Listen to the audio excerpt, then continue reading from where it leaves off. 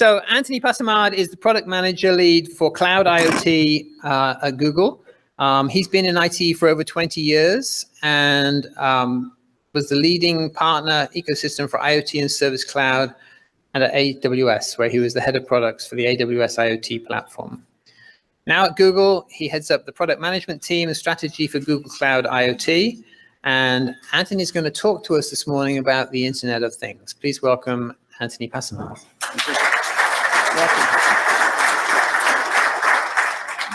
It hurts when you say it's been 20 years. I don't know. It's a little chill there. Thank you very much for being here. It's really, there's a little bit of an echo here. I don't know. It's a pleasure to have you all here. I think it's an honor to host such a conference at Google. And I'm really excited to be here and talk about IoT. It's a big passion of mine. As you said, I worked at AWS, I worked at Salesforce, all on the subject of IoT. And I'm really excited to be at Google because I think we're bringing something a little bit different in the space. So we owe RFID, according to Wikipedia, there may be some backstories, but we owe the term Internet of Things to RFID, to Kevin. And I'm really sorry to tell you, but I think IoT will disappear. What does that mean? In fact, we've been talking about connected devices, billions of objects. You've seen 36 billions, whatever number you want to throw at it, but we know it's big and it's a lot. But if we keep focusing the conversation on connected devices, we kind of forget sometimes why are we doing this? Why are we connecting those things? And when you look at customers and their IoT journey, it's not about connecting things. They don't really care. If you think about where the mobile is today, you're not really thinking about your mobile connecting to Bluetooth, to Wi-Fi, to cellular, or whatever. What you want is the map to get you where you want to go. You want the news to be relevant. You want to play with plenty of people across the globe. You don't really care about the technology behind it. And if we do our job right, IoT should disappear and become like that, and become an outcome. The customer journey is really about business outcome. And that's what we should be focusing on when talking to customers. And for users, it's a life transformation outcome. So really getting the impact of IoT for all those people. So if we pause a bit and think about what kind of outcome could we see from IoT? You can imagine a city with no congestion. I know if some of you drove, I guess, today, you know the Bay Area, how it is. A city with no congestion is the outcome for you as a user.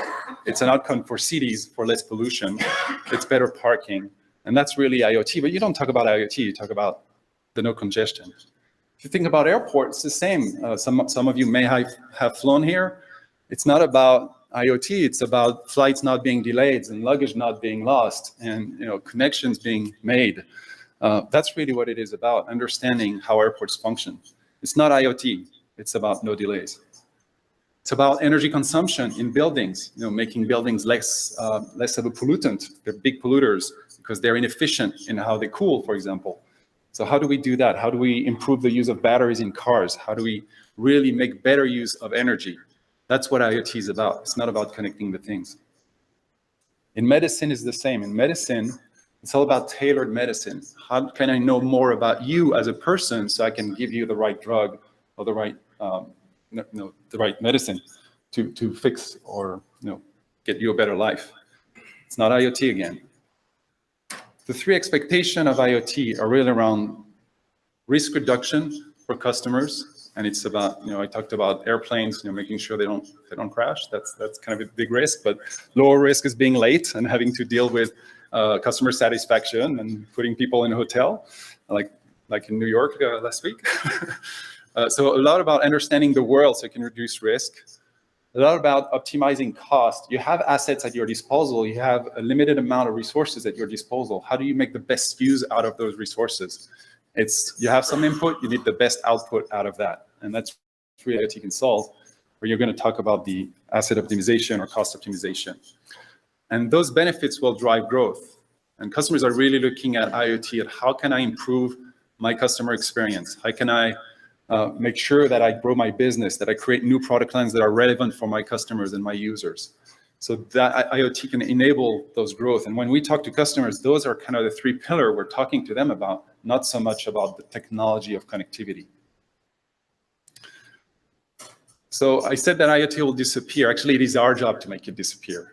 It's not that it's just going to go away by itself. It's our job to make it disappear. And to make it disappear, we need to focus on outcome. And to get to the outcome, it's about connecting things, has to happen. It's about big data and how we store it and analyze it. And it's about machine learning. There's really no great outcome without the machine learning, the big data, and the connectivity of things together underlying every outcome for customers and users. So let's talk about big data a little bit, because that's really a big theme for IoT and Google.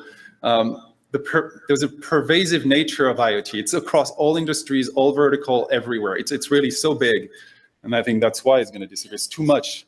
And if we look at different industries, we have customers in manufacturing, for example. One of them has machines that make paper for diapers. They make diapers out of paper, so they make the paper, fold the diapers, and they output diapers.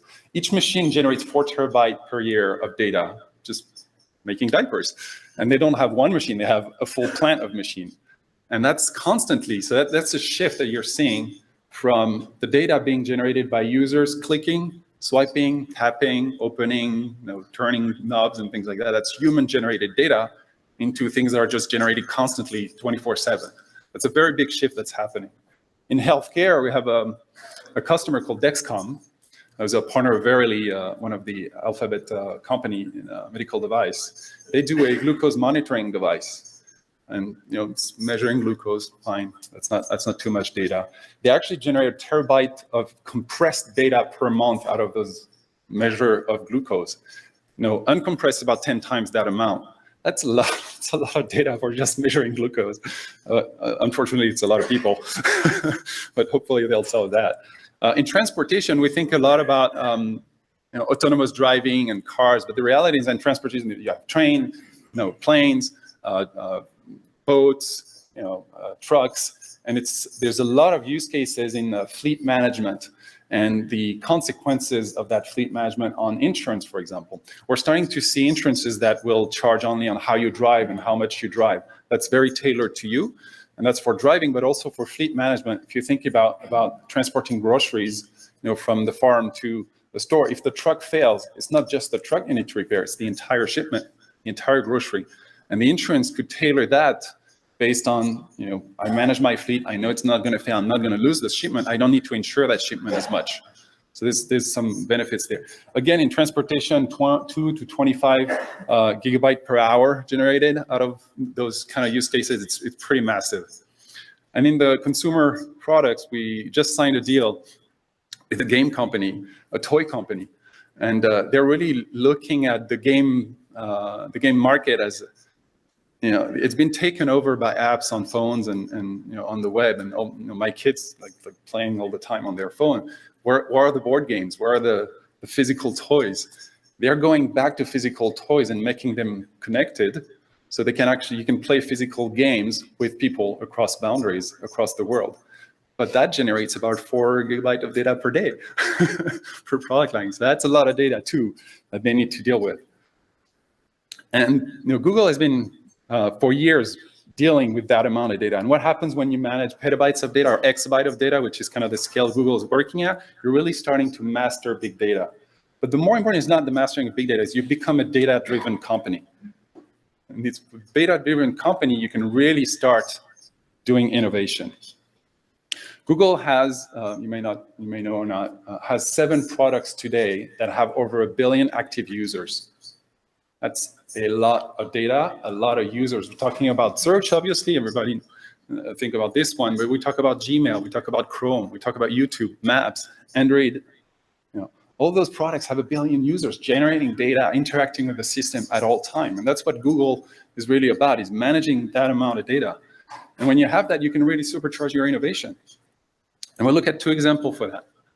Airbus, customer of Google, provides a service that analyzes the satellite images, and they're trying to figure out, am I seeing clouds here, or am I seeing snow? It's different because the plane, they need to know if there's clouds or not. If it's snow, it's fine. It's kind of beautiful. So they look at that, and they worked for about 20 years on this, improving algorithms, a team working on that. They got to about 13% error rate with take a picture, algo runs, about 13% error rate. That's actually pretty good. Took them quite some time. It's pretty good. A Google engineer looked at that and started using Cloud ML, or Google Cloud ML, which is a service to really build your models and train your models. And in about 6 months, got to 4% error rate. That's 1% Cloud ML, 4% error rate. 20 years, full team, 13% error rate. And it's not that Airbus didn't have the data. They had the data. They had the connected data, connected satellite, getting the images. They had the repository. They just didn't have the tool, the machine learning, to allow them to do that. That's why the three together are really what we're trying to provide to our customers. The other example is on data centers. Obviously, Google has quite a few data centers across the globe, and we're really looking at the efficiency of those data centers. We want to make sure we're not using too much energy.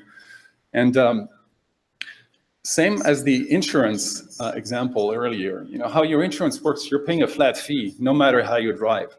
And your fluctuation, you drive, and you're still paying the flat fee. In data centers, it's the same. We're cooling the same way. The servers go up, down, heat up, cool, always cooling the same way. That doesn't make any sense. So they apply machine learning to all the data generated from the servers, the racks, and the HVACs, and all the cooling systems, and really try to predict and tailor the cooling of the data center on the usage of the servers and what they needed to be cooled for. Applying that algorithm, we gained 40% efficiency on the data center. Those data centers are some of the most efficient today before this, and we still gain 40% from that just by applying good machine learning on a lot of data generated by those data centers. When they did this, they didn't believe it. They turned it off, and it went back up right away, boom. So it was very, very impressive. They thought it was not possible, actually. So that's really the power and the outcome you can get out of a very, very good machine learning.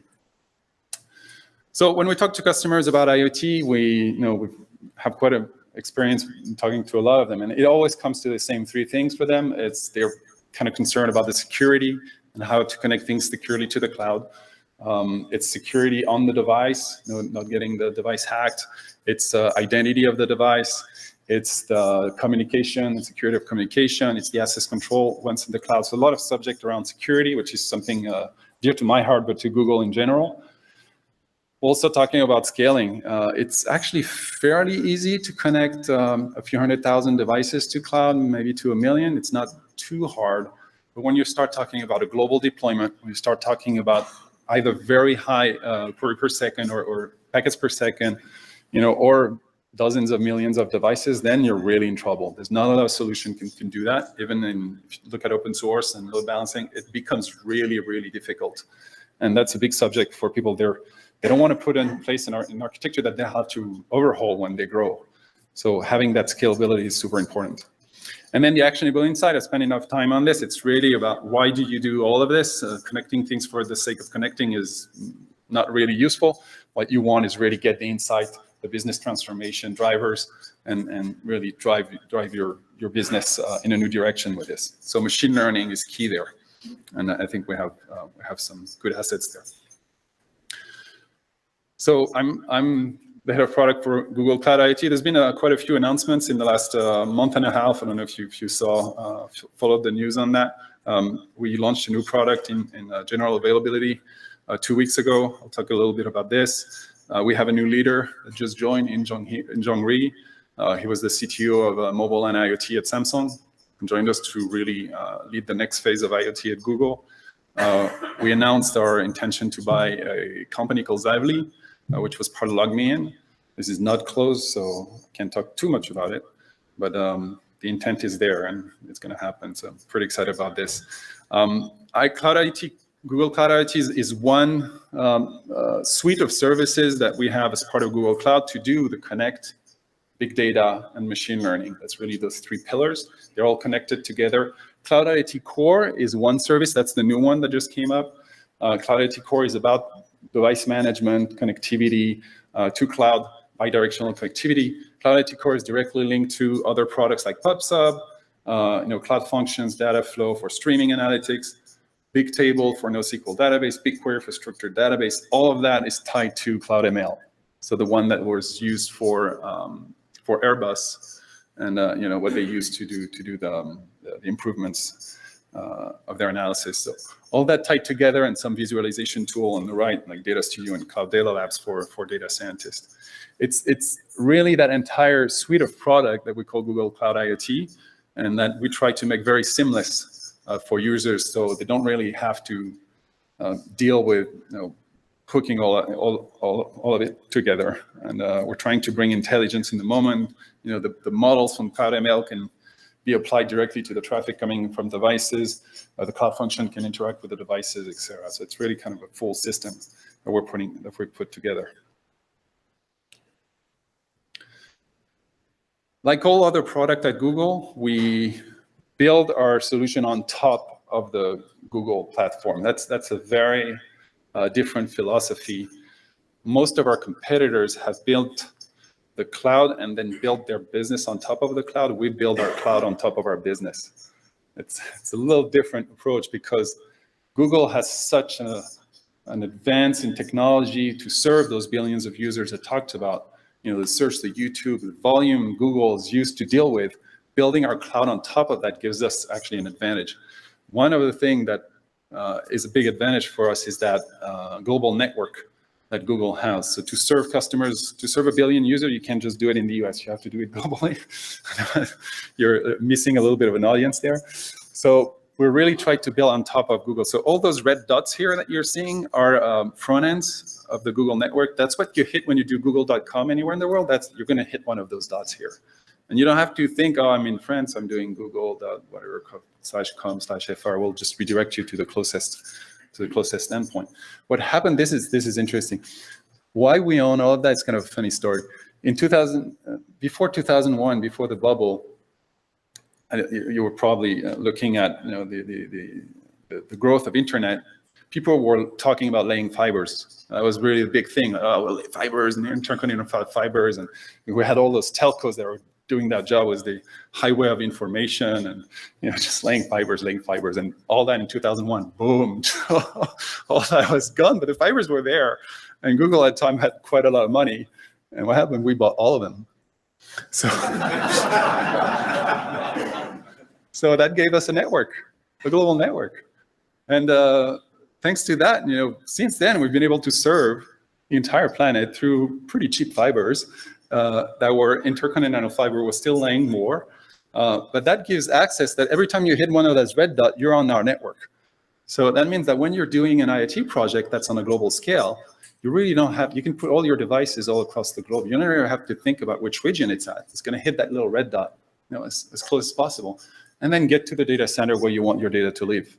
You still control where the data is, but the traffic, there's much less latency than hopping through the internet to get to where you want to be. That's a big advantage. And actually, because it flows into PubSub, which is another global product, you can consume that data. Once it's in Google Network, you can consume that data from anywhere without thinking, oh, this was posted in Australia, this was posted in South America. I have to think about it. Just get the data out of PubSub, and then you can process it. That architecture that we leverage out of Google.com is really the biggest differentiator that we have from other cloud vendors. I talked about security. Security has been, from the get-go, I've learned, Salesforce, AWS, Google, I've learned what we should be doing in security. With IoT, it's always about certificates. You have to have a certificate, you have to have an identity. You can't just do username, password, or a key or something. It has to be asymmetric authentication. The problem with asymmetric authentication is when you use TLS for your encryption, the mutual authentication of TLS requires you to have a certificate, to pass your public key, and do that lot of handshake. That means that your TLS stack has to be pretty big. The memory footprint of storing the certificate, storing the keys, and the TLS stack is pretty big. It means that you can't do that in very constrained devices. So how do we solve that? We use a JWT token, a JWT token. So what we do is when you connect, you'll basically create a JWT, put some information, and you'll sign it with your private key. And that's going to be your password. The JWT will live for an hour, 2 hours, up to 24 hours, and you'll pass that as your password. So it's an ephemeral password that is signed by your private key. What you need for that, you need a small TLS stack because you just need the first TLS session with your server.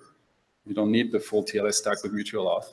You don't need to have a certificate on the device. You don't need to have your public key on the devices. The memory footprint of that methodology to connect can fit in less than 10K. 10K.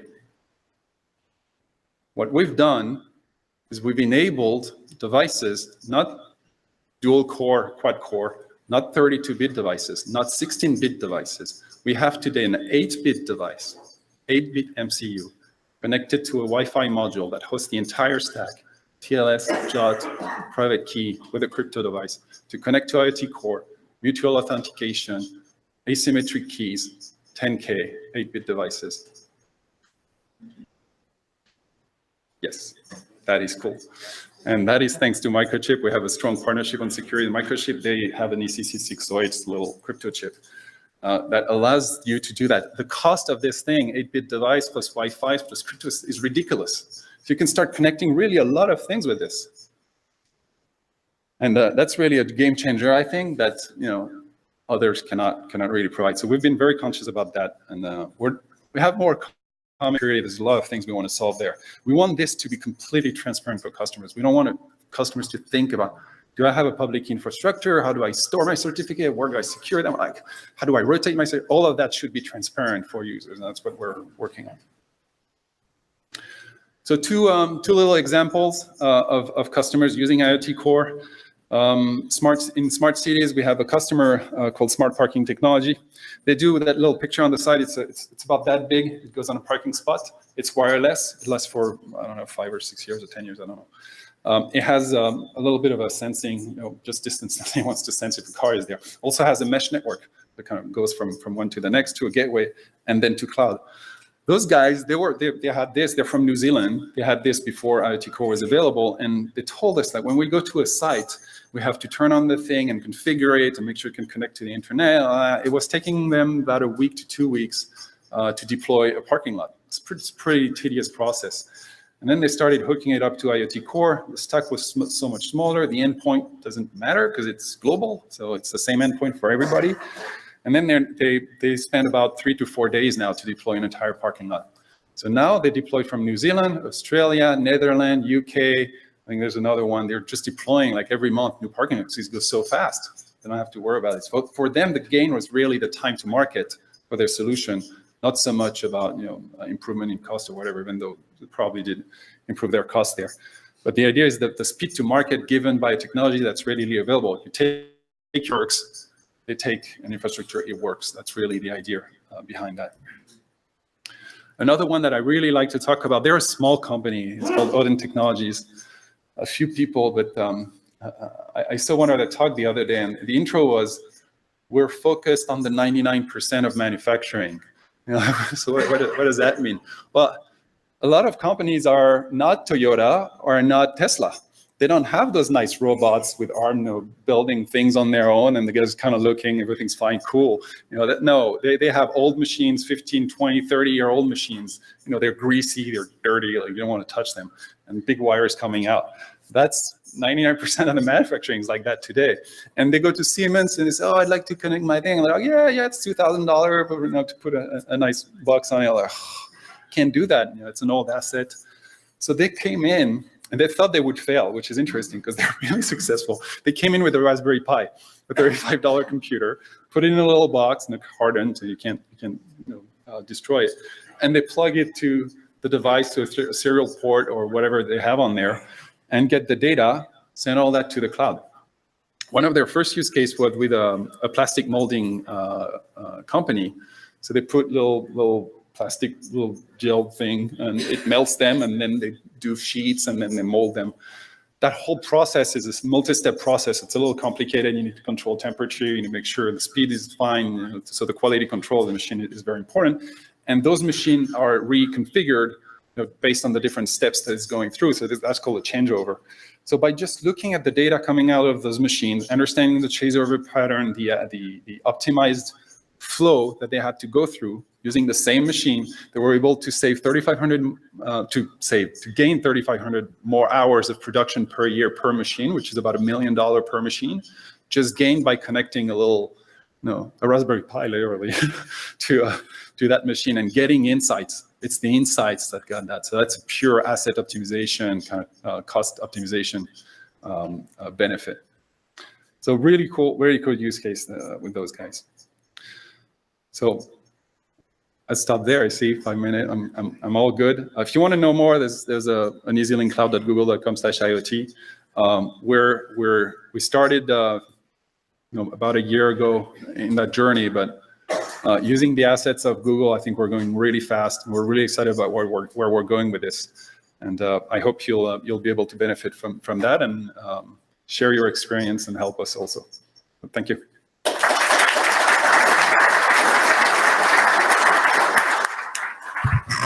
All right, so thank you, Anthony. That was really great. Some really good stuff there.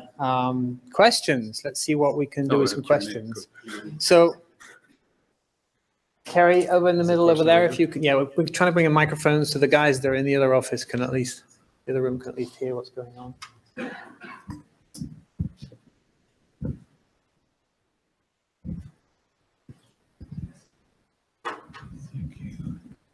I had a question about the JWT token that you mentioned. You said that there's no need to store the certificate, yet it's the token, the ephemeral token is signed with the private key. So how do you do that? The certificate is stored on the server side, so in Cloud IoT Core.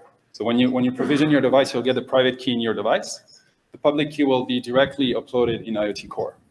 So when you sign your private key, in the JOT, it says, I'm device ID XYZ. Goes up to the cloud will look at the ID, will take the public key and validate your signature. Okay, thank you.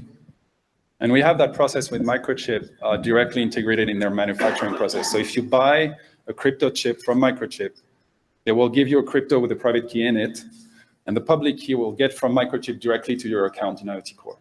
You don't even have to do that process. That's done automatically. Is that described on the website somewhere? I don't think so, but I have a presentation on all that I can share very easily. It's okay. We have a blog coming on security. I will talk about it. I'm behind on it, but it's coming. Well, thank you. Yeah, what are your thoughts about traffic congestion? What am I? I hate it. I hate it. What are you doing in that area possibly? I think it's traffic congestion is. It's almost what you want to optimize is for flow. So you're kind of optimizing for traffic lights, for example, making sure how many times you get stuck on a light that makes no sense, and people can't turn because they're going that way. So it's traffic light control. There's probably some incentives, and you could imagine streets that are dynamically one-way or two-way, for example, and say on mornings that you can't park in some areas for some period of time, you could say those streets are not available that way, during that period of time, and that will reroute people. There's a lot of city planning that goes with it that has nothing to do with IoT, but being able to monitor, control flow of traffic through dynamic configuration of your city is probably a good way to do that. I don't think the Uber or Lyft are helping so much. Actually, it's probably the opposite. But I don't know. It's a big problem. I don't have a turnkey solution to it. So I believe there's a question in the other room. You're coming. Oh, they're coming. An honor. Okay, well then there was another one over here, I think, somewhere. Yeah, hi. Thank you very much. That was really great. My name is Jonathan Aiken. I'm with Avery Dennison. We're a provider of components to retailers. So my question is around retail. So with the big backlash against Amazon for retailers, especially companies like Target and others who are saying, like, no way should you be using AWS. Yeah, I'm sure you've heard of that. What is Google and what are you doing in particular to court those retailers and retail providers to help them, because AWS is aggressively going after, I'm sure you know that too. I used to work at Lululemon and the IT director there, so I have that experience. But what's Google doing to court those retailers to prevent them from going to AWS and using microservices and basically self-funding their own retail apocalypse, if you've heard of that?